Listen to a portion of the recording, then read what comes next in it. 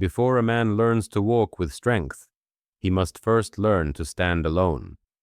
And before he stands alone, he must understand a truth so uncomfortable that most will flee from it their entire lives.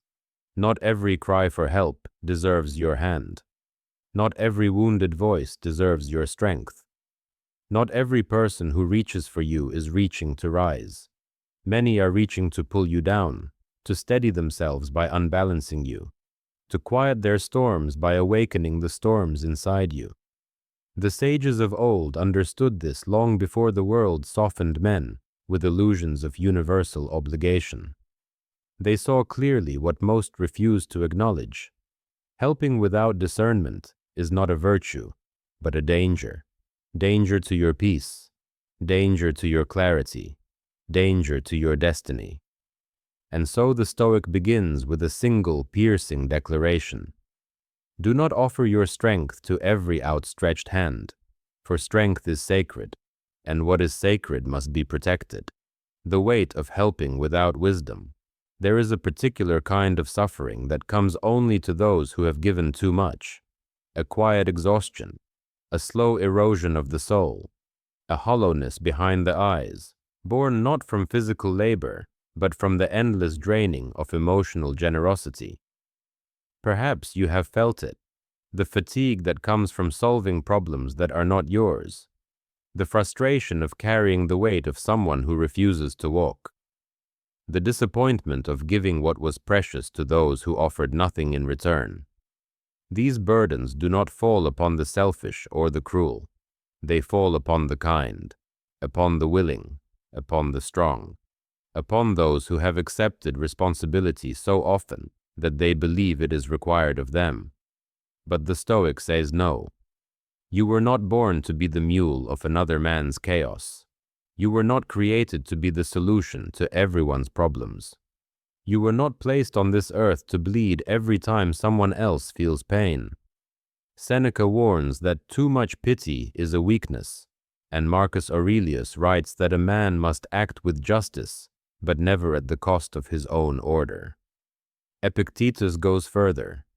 If you help a man in that which does not concern you, you will only harm yourself.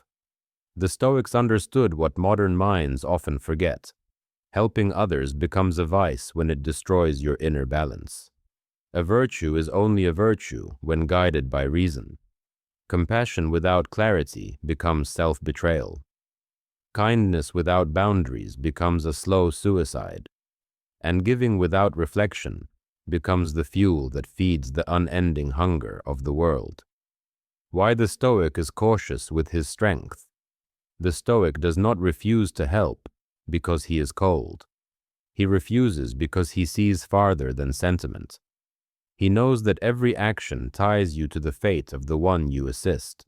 Every time you lift another, you step into his path, whether that path leads to light or destruction.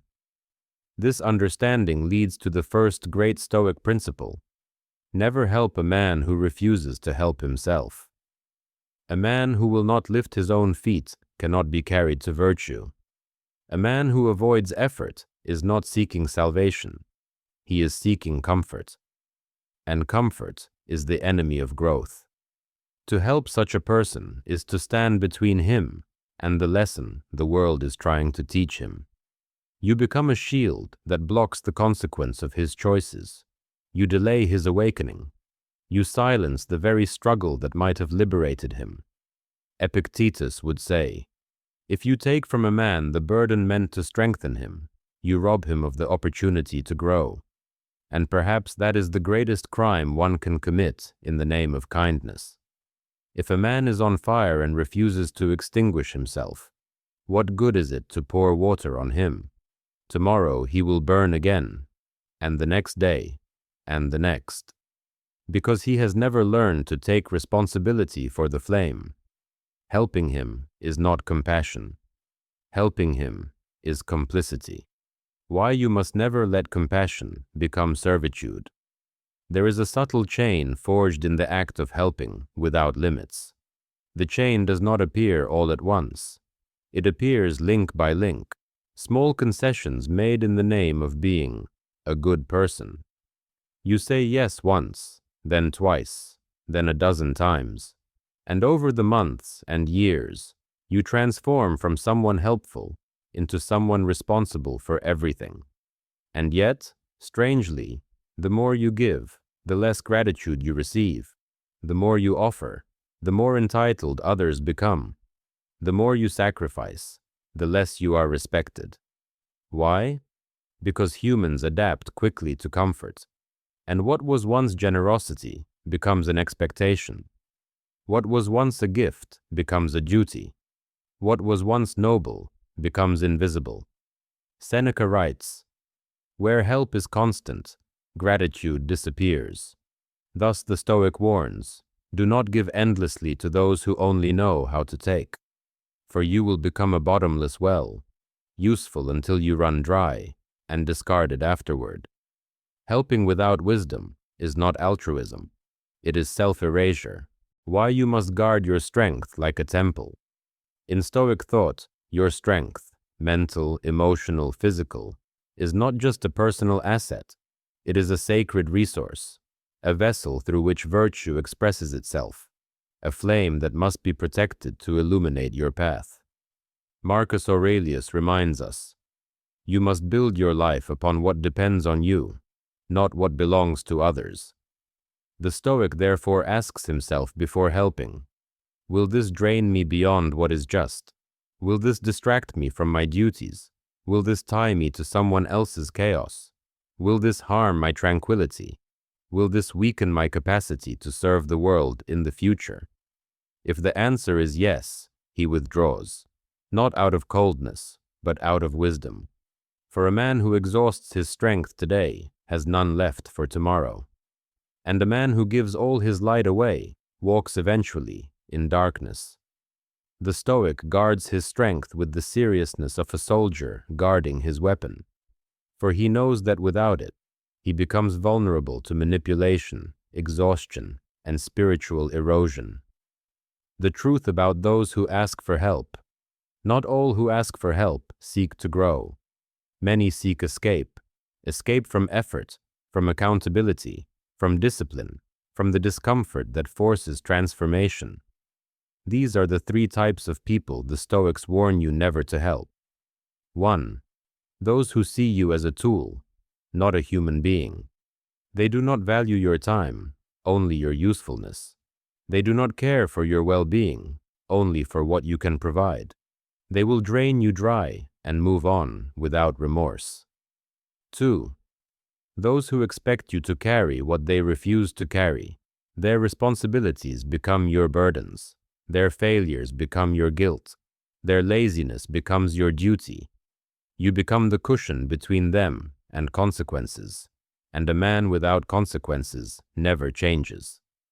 3. Those who destroy everything they touch, including your help.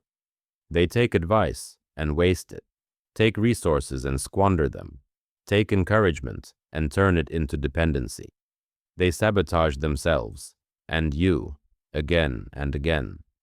In all three cases, helping them does not elevate them, it enables them, and the Stoic refuses to become an accomplice in another man's downfall. Why you must not help at the cost of your own order. The Stoics believe that inner order is the foundation of all virtue. A man whose mind is unstable cannot act justly. A man whose emotions overwhelm him cannot act wisely. A man whose peace is broken cannot walk the path of reason. Thus they insisted, protect your inner order above all else. Every time you involve yourself in the storms of others, you risk losing your clarity. You become emotionally entangled. You lose sleep. You lose focus. Your priorities blur. Your vision weakens. What begins as compassion ends as confusion. Marcus Aurelius writes, if it harms your inner peace, withdraw and be still. So the Stoic is selective. He helps those who carry their own burdens. He lifts those who already walk with effort. He supports those who aim for virtue. But he refuses to sacrifice his order for those who live in chaos by choice. Why the world respects the man who draws boundaries. A strange thing happens when you stop helping everyone. People begin to respect you, not because you are harsh, not because you are distant, but because boundaries reveal strength, and strength commands respect. The man who gives endlessly is admired publicly, but used privately. The man who sacrifices always is praised verbally, but drained silently. The man who cannot say no is welcomed everywhere but valued nowhere. But the man who sets boundaries, clear, firm, rational, is respected even by those he refuses. The Stoic knows that boundaries are not walls, they are gates, and a wise man chooses carefully who may enter. Self-preservation is not selfishness. Many confuse restraint with selfishness, but the Stoics draw a sharp distinction. Self-preservation is an act of virtue. Selfishness is an act of fear. Self-preservation says, I protect what allows me to serve with clarity. Selfishness says, I take from others what belongs to them. A Stoic never takes what is not his, but he never gives what would destroy him. Seneca teaches, it is noble to give, but only what you can give without becoming poor in spirit. Thus the Stoic keeps what is essential: his peace, his time, his focus, his energy, his dignity. These things are not currency to be handed out casually. They are the foundations of a life governed by reason. The paradox of helping. The more you help, the less people grow. There is a quiet revenge that life takes on those who refuse to let others fall. It condemns them to carry the weight forever. When you help a man in what he must learn alone, you become the permanent solution to his temporary discomfort. He stops trying. He stops learning. He stops growing. You become his spine, his fire, his discipline, his courage. But borrowed discipline is not discipline. Borrowed strength is not strength. Borrowed wisdom is not wisdom. And so he remains fragile, dependent, unchanged. Your help has become a prison for both of you. This is why Marcus Aurelius warns, every man must stand on the foundation of his own acts. Helping someone stand on your foundation weakens both foundations. You lose stability. He never gains it. Two lives deteriorate where one could have risen. Why the Stoic often chooses solitude over rescue. There is a deep solitude in Stoic life, not a loneliness, but a clarity, a sacred distance from the noise of others, a refuge where the mind can breathe, observe, and awaken. In this solitude, the Stoic understands something profound. Not everyone is meant to walk with you. Not everyone is meant to share your peace. Not everyone is meant to receive your strength. Some are meant to remain at the edge of your life, not as enemies, but as lessons. Lessons in restraint, lessons in boundaries, lessons in the discipline of selective giving. A man cannot hear his inner voice if he is drowning in the demands of others. He cannot follow his purpose if he is pulled in every direction. He cannot build his future if he is busy repairing the pasts of others. Thus, the Stoic chooses solitude when others choose entanglement, not out of avoidance, but out of self-respect. Why refusing to help can be the highest form of wisdom. Not every refusal is rejection. Sometimes a refusal is respect, for yourself and for the other. When you refuse to help a man who refuses to grow, you give him the pain necessary for transformation. When you refuse to carry someone's burden, you force him to discover his own strength. When you refuse to solve someone's problem, you push him toward responsibility. This refusal is not cold-hearted. It is courageous. It takes courage to watch someone struggle. It takes courage to let the world teach its lessons. It takes courage to step back when every part of you wants to fix what is broken. But the Stoic knows, no one becomes wise without struggle. To help prematurely is to steal the fire in which a man is forged. Why helping others begins with helping yourself. Every Stoic teaching returns to one place, the self. The root of all virtue is self-mastery. The root of self-mastery is clarity. The root of clarity is solitude. The root of solitude is boundaries. A man who preserves himself can preserve others. A man who guards his peace can bring peace. A man who disciplines himself can guide others toward discipline. But a man who is divided inside can guide no one. A man who is exhausted cannot lift anyone. A man who is lost cannot lead. Thus the Stoic teaches, before you offer your hand to anyone, ensure that your own feet stand firmly on the ground. Do not become a rescuer at the cost of becoming a stranger to yourself. We have explored the first truth, that helping blindly without discernment is a peril to the self. But the Stoic must go further. The path of reason does not merely withdraw from harm. It builds a fortress of virtue within. It clarifies the mind, refines the soul, and teaches that the greatest gift a man can offer is not his labor or his time, but his own stability, wisdom, and integrity. The discipline of selective assistance. The Stoic does not act from impulse. He does not act from sentiment. He acts from reason. To help is a choice, not a compulsion, a choice that requires judgment. Who is worthy? Who is ready? Who can bear the gift of your aid without diminishing its value, or yours? We are taught from childhood that kindness is selfless, but the Stoic teaches that true kindness is intelligent. It is precise. It is targeted. It is conscious.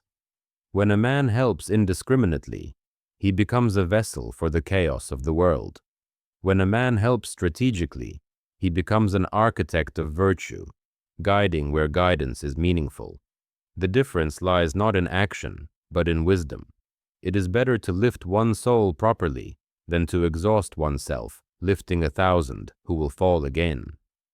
Understanding human nature. The Stoics study human behavior not to despair, but to illuminate the mind. They see patterns, they see tendencies, they see weaknesses and strengths. Consider the majority of men. They are driven by desire, fear, and habit. They cling to comfort. They avoid discomfort. They take, and they rarely give back. The world is filled with people who will gladly accept your strength, but who will offer none of their own.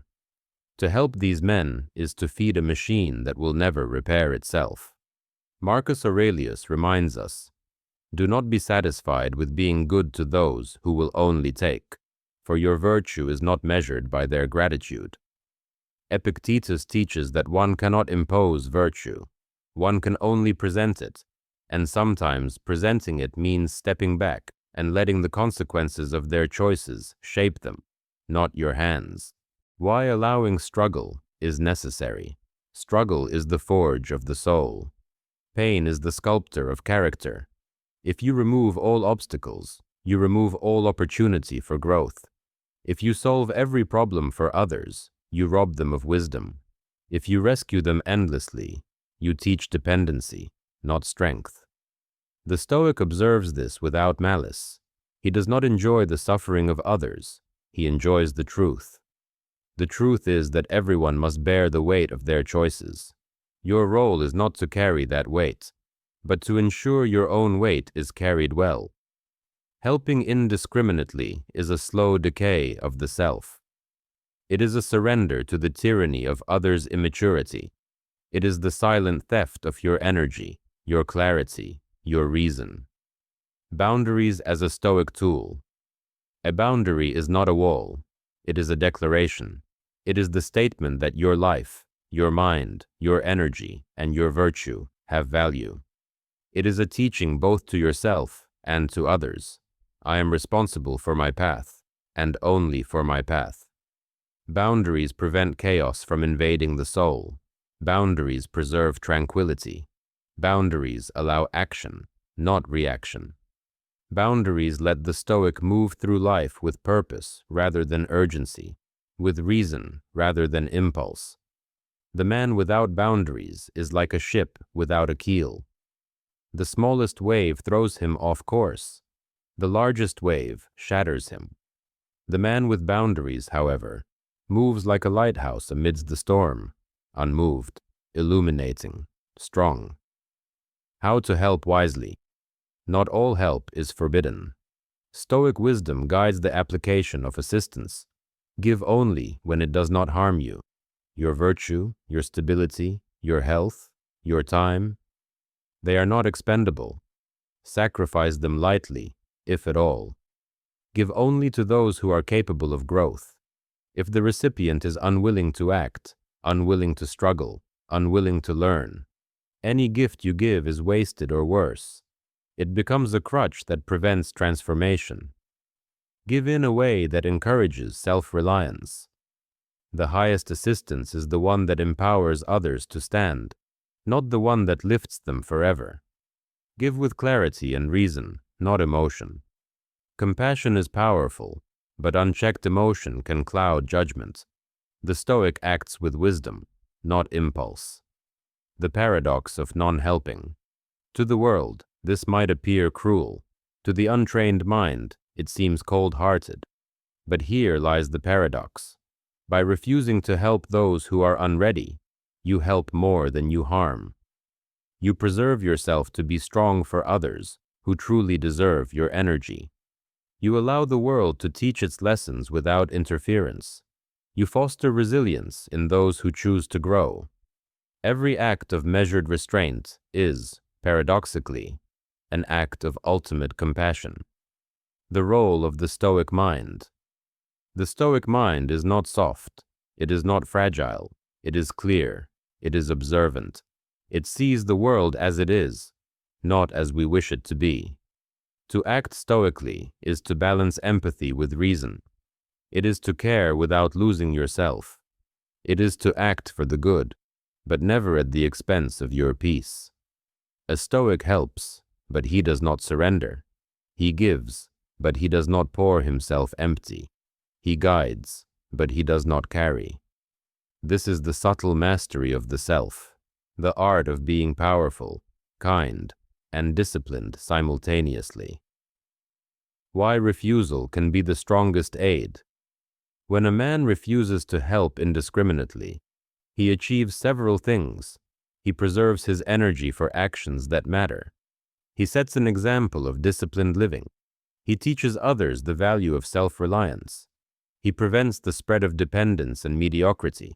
The refusal itself, when guided by reason, becomes a tool of education. It forces others to confront their limitations. It forces them to act. It forces them to grow. The ethical framework. This is not about selfishness. This is not about apathy. This is about wisdom. The Stoic asks, am I harming myself by helping? Am I enabling dependency? Am I interfering with growth? If the answer is yes, restraint is the ethical choice. If the answer is no, measured assistance is virtuous. The Stoic's moral compass is anchored not in emotion, but in reason, not in desire for praise, but in understanding of consequence, not in the fleeting comfort of giving, but in the enduring value of discernment. The strength that comes from self-preservation. By choosing not to help indiscriminately, the Stoic develops strength. Strength of mind, strength of emotion, strength of decision, strength of action. He is unshakable because his power is not scattered. He is disciplined because his focus is not divided. He is free because he is not enslaved by others' demands. And in this strength lies the true capacity to make a difference, meaningful, lasting, transformative.